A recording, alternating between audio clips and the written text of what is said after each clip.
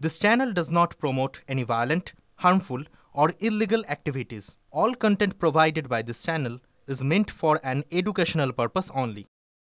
সম্প্রতি বাঙ্গালোরের যে জঙ্গি ধরা পড়ে 4 জন সব লিঙ্ক হচ্ছে পশ্চিমবঙ্গে। তার কারণ পশ্চিমবঙ্গে বাসন্তী এক্সপ্রেসওয়ে আর কামালগাজীর মোড় থেকে যে রাস্তা গোসাবার ঘাট পর্যন্ত গেছে ক্যানিং হয়ে, এই রাস্তা দুটো জঙ্গিদের হাতে চলে গেছে due to Trinamool Congress, Mamata Banerjee vote ব্যাংকের রাজনীতি। শুভেন্দু পাগল হয়ে গেছে।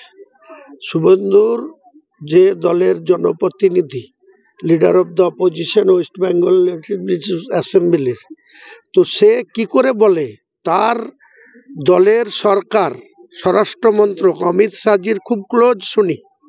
উনি যখন 2020 সালের 19শে ডিসেম্বর তৃণমূল কংগ্রেসটাকে ছেড়ে দিয়ে যখন বিজেপিতে নাম লিখিয়েছিল, তখন এই ভারতবর্ষের স্বরাষ্ট্রমন্ত্রী এখন যিনি, উনি ছিলেন বিজেপির সর্বভারতীয় সংগঠনের সভাপতি।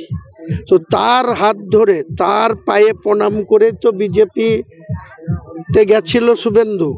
তৎক্ষণে এত ঘনিষ্ঠ অমিত শাহজির, তা অমিত শাহজিকে দিল্লিতে গিয়ে বলুন উনি যে গোসাবা সহ যে এলাকা এত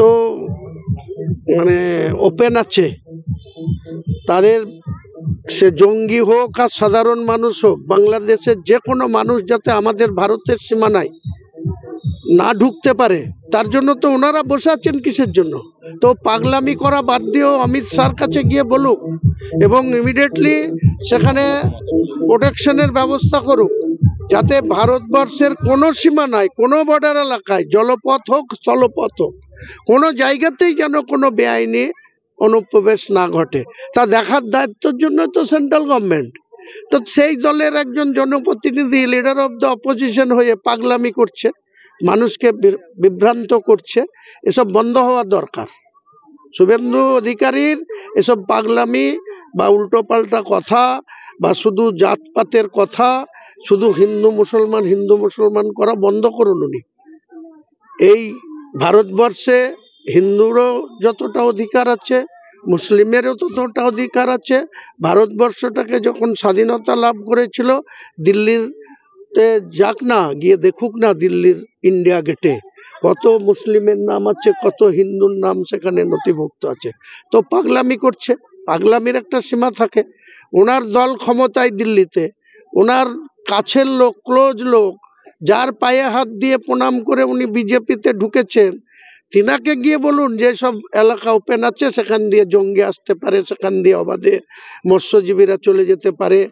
আমাদের মুখ্যমন্ত্রী কিছুদিন আগে বিধানসভায় দাঁড়িয়ে বলেছেন যে বেশ কিছু মৎস্যজীবী তারা আমাদের বাংলার, তারা মাছ ধরতে গিয়ে বুঝতে পারেনি, তারা বাংলাদেশের সীমানায় চলে গিয়েছিল, তাদেরকে বাংলাদেশের সরকারের পক্ষ থেকে অ্যারেস্ট করে এখনো জেলে ঢুকে আছে। তো উনি যদি এত দরদ দিয়ে, এত তিনি মৎস্যজীবীদের জন্য তার যদি প্রাণ কাঁদে, তাহলে অমিত শাহজিকে বলুক, পররাষ্ট্র দপ্তরকে বলুক, বলে বাংলাদেশের সাথে যোগাযোগ করে যে সমস্ত মৎস্যজীবীরা বাংলাদেশের জেলে আছে তাদেরকে তাড়াতাড়ি ইন্ডিয়াতে ছাড়িয়ে নিয়ে আসুক।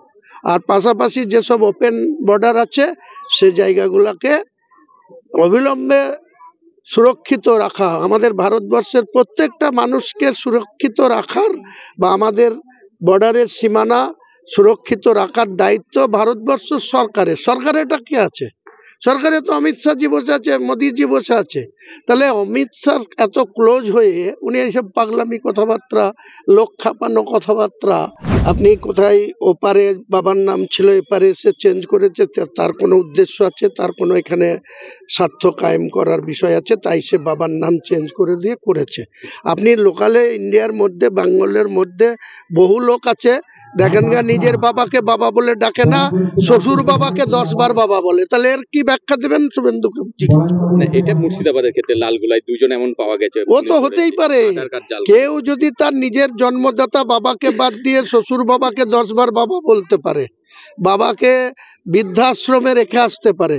তো এদের এই ধরনের পিকুলার টাইপের মানুষের জন্য তাদের কোনো ক্লিয়ারিফিকেশন দেওয়ার কোনো দরকার নেই।